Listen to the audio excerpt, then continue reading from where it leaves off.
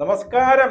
AMMA അമ്മ association സത്യം പറഞ്ഞു കഴിഞ്ഞാൽ ഞെട്ടിക്കുന്ന വിവരങ്ങളാണ് പുറത്തു വരുന്നത്. ഏതാണ്ട് 45 മിനിറ്റ് നീണ്ടു നിൽക്കുന്ന ശ്വേതോ മേനോനും നമ്മുടെ പിഷാരടിയുമായിട്ടുള്ള ഒരു ഫോൺ സംഭാഷണം ലീക്ക് ആയിട്ടുണ്ട്. അതിന്റെ പ്രശസ്ത ഭാഗങ്ങൾ നമുക്ക് ഇതിനകത്ത് വെക്കാം. അതിനകത്ത് ഞെട്ടിക്കുന്ന കുറെ കാര്യങ്ങൾ ഉണ്ട് എന്ന് പറഞ്ഞു. ഒന്നാമത്തെ കേസ്, ഈ പറയുന്ന ലക്ഷ്മിപ്രിയ ആത്മഹത്യക്ക് ശ്രമിച്ചു. എന്തുകൊണ്ട്? ഒരു ഒരാള് പറഞ്ഞിട്ട് ഞാൻ ദുബായിൽ പോയി തേങ്ങയെന്ന് പറഞ്ഞില്ലേ, അതിന്റെ ഡീറ്റെയില് ഞാൻ പറ്റുമെങ്കിൽ ഇതിനകത്ത് വെക്കാം. ഓക്കെ, അതൊന്ന്. രണ്ടാമത്, ഈ പറയുന്ന ടിനി ടോമിന്റെ ഭാര്യ വിളിച്ച് അപേക്ഷിച്ചു ഈ കേസ് എങ്ങനെയും ഒതുക്കി തീർക്കണം എന്നുള്ളത്.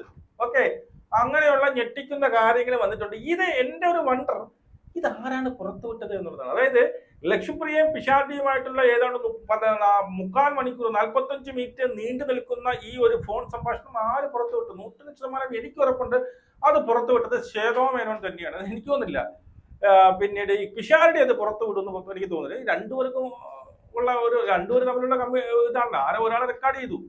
ഇതില് ശ്വേതോ മേനോൻ പുറത്തു വിട്ടു എന്നുള്ളതാണ് ഇതിനകത്ത് ഏറ്റവും കൃത്യമായിട്ട് നമുക്ക് മനസ്സിലാവുന്ന കാര്യം എന്നറിയാമോ? ഇവിടെ മൊത്തം അഴിമതിയായിരുന്നു, മൊത്തം തട്ടിപ്പും വെട്ടിപ്പുമായിരുന്നു അവിടെ നടന്നത് എന്നുള്ളതാണ് സത്യം. മൊത്തം തട്ടിപ്പും വെട്ടിപ്പും മാത്രമാണ് നടന്നത്. അതായത് ഇവര് ഈ പറയുന്ന എന്താണ്, ഞാനിതാ രാജിവെച്ചു, ഞാൻ എന്റെ അംഗത്വ സ്ഥാനം വരെ രാജിവെച്ചു എന്ന് വലിയ വായിൽ പറഞ്ഞിട്ട് പോയ ശ്വേതോ മേനോന് 20 ദിവസം കഴിഞ്ഞ് പറഞ്ഞു ഞാൻ രാജിവെച്ചിട്ടില്ല എന്ന് പറയുന്നത്. ഞാൻ രാജിവെച്ചിട്ടില്ല, ഞാൻ കോടതി ഒരു ഉളുപ്പ് നാണം മാനം എന്നുള്ള സാധനം ഉണ്ടോ ശ്വേത നിനക്ക്?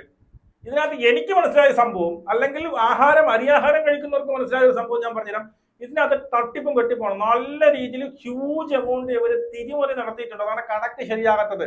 ഇനിയിപ്പോ അഡോപ്റ്റ് കമ്മിറ്റി എന്ന് പറയുന്ന പിഷാരടി ഉൾപ്പെടെയുള്ള ആൾക്കാർ വന്നിരുന്ന് ഇത് കണക്ക് പരിശോധിച്ചാൽ താങ്കളുടെ കള്ളി വെളിച്ചത്തിലാവും. അത് പറ്റില്ല. അതുകൊണ്ട് നമ്മളെ തന്നെ പരിശോധിക്കാൻ വേണ്ടിയിട്ട് അനുവദിക്കണം. നമ്മൾ തന്നെ എന്ത് ചെയ്യും, എന്തെങ്കിലുമൊക്കെ ഉടായിപ്പ് സംഭവം കൊണ്ടുവന്ന് ഇവിടെ റെഡിയാക്കി തരും. ഇതാണ് സംഭവം. ഇതൊന്നും മനസ്സിലാക്കുക. എന്റെ പൊന്നു ശ്വേതാ മേനോനെ വലിയ റോക്കറ്റ് സയൻസിന്റെ ആവശ്യമൊന്നും ഇല്ല എന്നുള്ളതാണ്. ഈ നമുക്ക് ആ ഒരു വോയിസിലെ കുറച്ച് കാര്യങ്ങൾ നമുക്ക് കേൾക്കാം എന്നുള്ളതാണ്. ഓക്കെ, ലക്ഷ്മിപ്രിയ ഇന്നലെ എന്നെ വിളിച്ചിട്ട് എന്ന് പറഞ്ഞ പെണ്ണിന്റെ കൂട്ടത്തിൽ ദുബായി പോയ കഥയും മറ്റേതും മറിച്ചത് കേട്ട് ഞാൻ ആത്മഹത്യക്ക് ശ്രമിക്കാൻ പോയി എന്ന് പറഞ്ഞ ലക്ഷ്മിപ്രിയ നിൽക്കുന്നു. അൻസിബ സംസാരിക്കും. ഞാൻ ഇതെല്ലാം ഒരു സൈഡിൽ കൂടെ നീക്കി പിടിക്കുന്നുണ്ട്. ഇതിന്റെ എല്ലാം വെച്ച് എന്റെ ഒരു അനുഭവം വെച്ചിട്ട് നിങ്ങളുടെ നിരപരാധിത്വം എന്ന് പറയുന്നത് നമ്മുടെ കമ്മിറ്റിയിലിരുന്ന് ഞങ്ങൾക്കൊരു കണക്കിലൊരു തെറ്റും കിട്ടാതിരുന്നിട്ട് അതൊരു തെറ്റുമില്ല എന്ന് ഞങ്ങൾ പറയുന്നിടത്താണ് നിങ്ങൾ പൂർണ്ണമായ നിരപരാധികളാവുന്നത്. ഇനി എന്നോട് ഉറപ്പാക്കണം. ഇതാണ് ആദ്യത്തെ കേസ്. അതായത് ലക്ഷ്മിപ്രിയ വിളിച്ചിട്ട് എന്ത് പറഞ്ഞു? ലക്ഷ്മിപ്രിയ വിളിച്ചിട്ട് പറഞ്ഞു ഞാൻ ദുബായിൽ ആ പെണ്ണുമായിട്ട് പോയത് അത് വലിയ പ്രശ്നമായി, ഞാൻ ആത്മഹത്യ ചെയ്യാൻ പോകുന്നു എന്ന് പിഷാരടിയുടെ അടുത്ത് പറഞ്ഞു എന്നുള്ളതാണ്. ഏതാണ് പെണ്ണ്? ഈ പറയുന്ന ദുബായിൽ അവർ എന്തൊരു പോയേ എന്നുള്ള കേസ് ഞാൻ ഇപ്പൊ പറഞ്ഞുതരാം. അതായത് ലക്ഷ്മിപ്രിയ 2 ദിവസം മുമ്പ് പറഞ്ഞിട്ടുണ്ടായിരുന്നു, ഞാൻ എന്റെ ഭർത്താവിന്റെ കസിൻ സിസ്റ്ററോ അങ്ങനെ എന്ന് പറഞ്ഞിട്ട് സ്മിത എന്ന് പറയുന്ന ഒരാളെ വ്യക്തിയുടെ കേസ് പറഞ്ഞു. സ്മിത എന്ന് പറയുന്ന ഒരു വ്യക്തിയുടെ കൂട്ടത്തിൽ നമ്മള് ബാറിൽ, അതായത് ദുബായിൽ ബാറിൽ ഉദ്ഘാടനത്തിന് പോയി എന്ന് പറഞ്ഞൊരു സാധനമുണ്ട്. ഓക്കെ, സ്മിതയുടെ ഫോട്ടോയും ഇവിടെ എന്താണ് നടക്കുന്നത്, സ്മിത ആരാണ് എന്നുള്ള ഡീറ്റെയിലുകൾ ഒരുപാട് നമുക്ക് വരുന്നുണ്ട്. തൽക്കാലം അതിന്റെ ആധികാരികത അറിയാത്തത് കൊണ്ട് ഞാൻ ഈ സ്മിതയുടെ ഫോട്ടോ ഉൾപ്പെടെ വയ്ക്കുന്നില്ല എന്നുള്ളത്. ഇവർക്കൊരു ഗ്രൂപ്പ് ഉണ്ട്, എവർഗ്രീൻ ബ്ലോസം എന്ന് പറയുന്ന പെൺകുട്ടി അല്ലെങ്കിൽ വീട്ടമ്മമാരെ അടങ്ങിക്കൊണ്ടുള്ള ഒരു ഗ്രൂപ്പ് ഉണ്ട് ഇതിനകത്ത്. ആ ഗ്രൂപ്പിനകത്ത് ഒരുപാട് പെൺകുട്ടികളുണ്ട്. ഈ പെൺകുട്ടികളെ വിളിച്ച് സെക്സ് റാക്കറ്റ് ചെയ്യുക എന്നുള്ളതാണ് ഇവരുടെ അജണ്ട എന്നാണ് നമുക്ക് മനസ്സിലാക്കാൻ സാധിക്കുന്നത്. ആ ഗ്രൂപ്പിൽ നിന്ന് അകപ്പെട്ടു പോയ ഒരുപാട് പേര് നമ്മളെ കോണ്ടാക്ട് ചെയ്തിട്ടുണ്ട്. നമ്മളടുത്ത് പല ഈ പറയുന്ന എന്താണ് ഈ പറഞ്ഞ എവിഡൻസും തന്നിട്ടുണ്ട്, അത് ഇരിപ്പുണ്ട് എന്നുള്ളത്. ഞാൻ ആ ഗ്രൂപ്പിന്റെ പേരോ അല്ലെങ്കിൽ ആ ഗ്രൂപ്പിനെ കുറിച്ച് ഡീറ്റെയിൽ അവരുടെ ഫോട്ടോസ് ഒന്നും ഞാൻ ഇവിടെ ഇടാത്തത് ഈ ഗ്രൂപ്പിനകത്ത് തന്നെ ഒരുപാട് പേര് പെട്ടുപോയിട്ടുണ്ട് എന്നുള്ളതാണ്. ഒരുപാട് പേര് പെട്ടുപോയിട്ടുണ്ട്.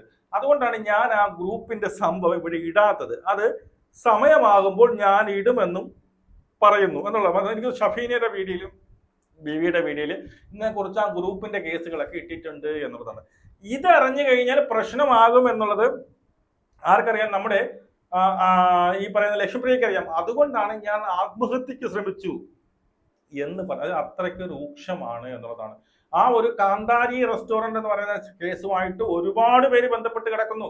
ഈ പറയുന്ന സ്മിത ആയിക്കോട്ടെ, ഈ പറയുന്ന പിന്നീട് നമ്മുടെ രേണുസുതി ആയിക്കോട്ടെ, നമ്മുടെ ലക്ഷ്മിപ്രിയ ആയിക്കോട്ടെ, നമ്മുടെ സജന ഫിറോസ് ആയിക്കോട്ടെ, ഇതൊക്കെ ഈ ഒരു ബാറുമായിട്ട് ബന്ധപ്പെട്ട് കിടക്കുന്നു. ഈ ബാറിനകത്ത് കിടക്കുന്നത് ഇല്ലീഗൽ പ്രവർത്തികളാണ് എന്നുള്ള കുറച്ച് ഒരുപാട് ഡീറ്റെയിൽസ് കിട്ടിയിട്ടുണ്ട് എന്നുള്ളതാണ്. ബാക്കി നമുക്കിത് കേൾക്കാം.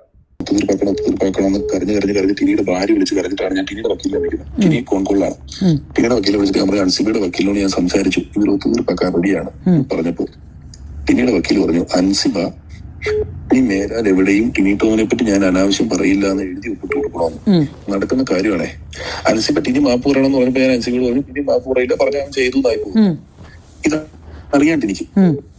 കാരണം ടിനി പബ്ലിക്കായിട്ട് മാപ്പ് പറയണം എന്നോട് അൻസിബ പറഞ്ഞപ്പോ ഞാൻ അൻസിബയോട് പറഞ്ഞു, അൻസിബ അങ്ങനെ പറയരുത്, അങ്ങനെ പറഞ്ഞാൽ ചെയ്തു എന്ന് അർത്ഥം. അങ്ങനെ ചെയ്തു എന്നാണെങ്കിൽ പിന്നെ അൻസിബയ്ക്ക് കേസില്ലെങ്കിൽ പോലും ഈ സമൂഹത്തിൽ മതസ്പർദ്ധ വളർത്താൻ നോക്കിയെന്നും പറഞ്ഞ് ആർക്കും വേണേ കേസെടുക്കാൻ പറ്റും. ഇതിനെതിരെ സ്വമേധയാ കേസെടുക്കാം. പറഞ്ഞ ടിനിട്ടോന്റെ വക്കീൽ പറയാം, അൻസിബ ഒരു പേപ്പറിൽ എഴുതി കൊടുക്കണം, നമുക്ക് നന്നായിട്ട് പോകണമെന്നേ ഉള്ളൂ.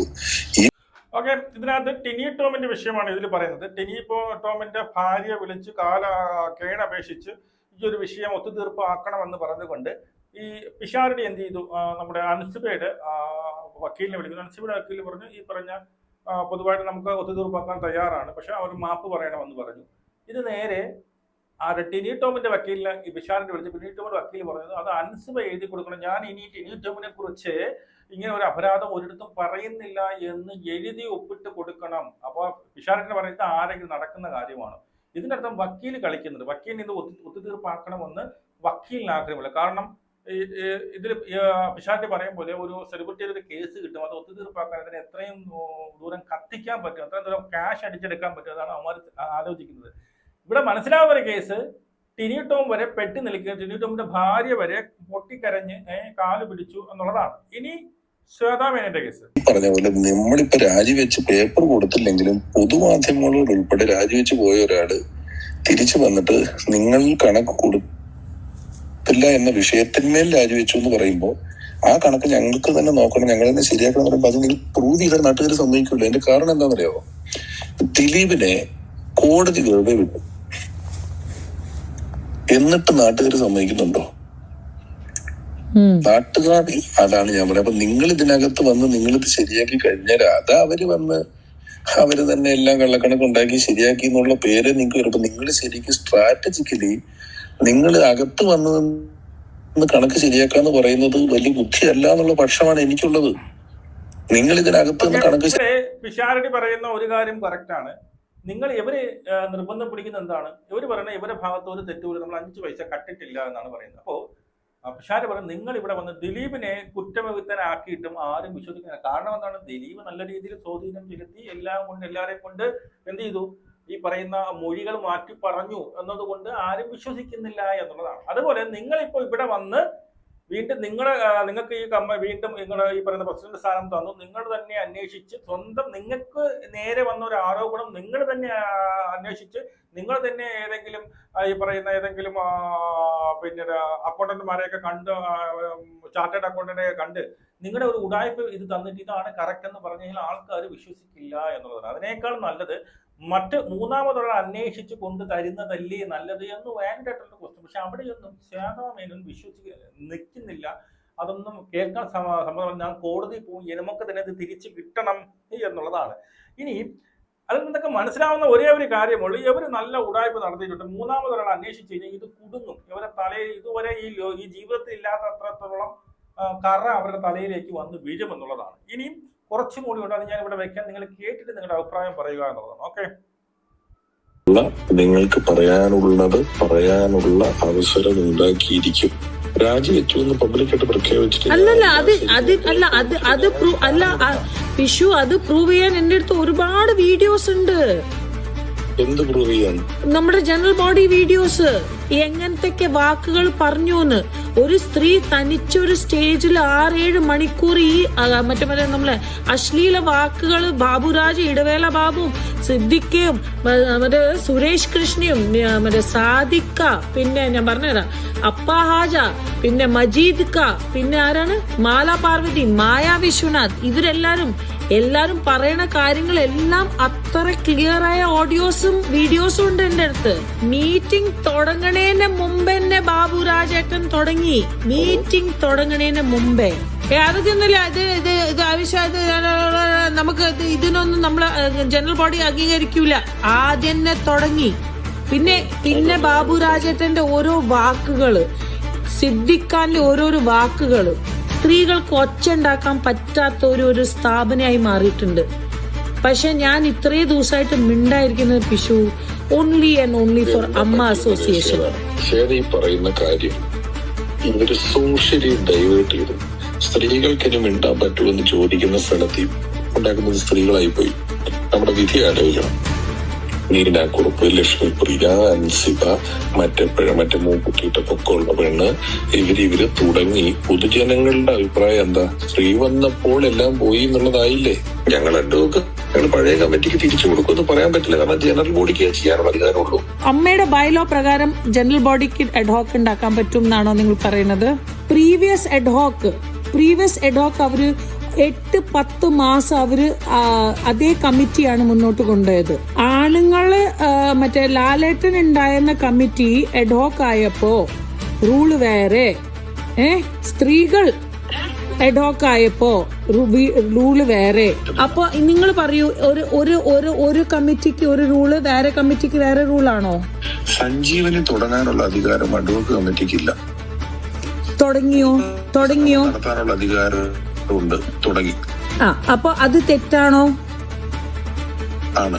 കൊല്ലം തുളസി അങ്കിൾ നമുക്ക് വേണ്ടി പറഞ്ഞപ്പോ അങ്കിളുടെ കയ്യിൽ നിന്ന് മൈക്ക് എന്തിനാണ് സിദ്ദിഖ വലിച്ചത്? അനൂപ് ചന്ദ്രൻ എന്തിനാ അടിക്കാൻ പോയത്? എന്തിനാണ് മല്ലിക സുകുമാരൻ ആന്റിന്റെ കയ്യിൽ നിന്ന് മൈക്ക് പിടിച്ചു വലിച്ചത്? അഡ്വോക്ക് കമ്മിറ്റി ഇപ്പൊ കൂടുന്നെടുത്ത് നിങ്ങൾക്ക് ഈ ഒരു ഇത്ര മാസത്തെ കൃത്യമായ ഒരു കണക്ക് നമ്മുടെ മുന്നിട്ട് തന്നിട്ട് ഇതിനകത്ത് എന്താ കുഴപ്പമെന്ന് പറയാ. നമ്മൾ നോക്കുമ്പോ അതിനകത്ത് ഒരു കുഴപ്പമില്ല. ജനങ്ങളെയും നമ്മുടെ അംഗങ്ങളെയും നിങ്ങളോടും ഇതിനകത്ത് ഒരു കുഴപ്പമില്ല. ഈ പറഞ്ഞ പ്രശ്നങ്ങൾ കണക്കിലില്ല എന്ന് പറയേണ്ടുന്നത് നമ്മളല്ലേ? നമുക്ക് ഈ CA-ക്കാരന്റെ അടുത്ത് നിങ്ങൾ വേണ്ട ഇൻപുട്സ് കൊടുത്തിട്ട് നിങ്ങളുടെ ഭരണകാലത്ത് ഒരു അഴിമതിയും ഉണ്ടായിട്ടില്ല, ഇത് സാധനങ്ങൾ എന്ന് പറഞ്ഞാൽ ഇല്ല, അത്രേ ഉള്ളൂ. അത് ഞാൻ പറഞ്ഞല്ലോ, അത് ഒരു കുഴപ്പമില്ല എന്നുള്ളത്.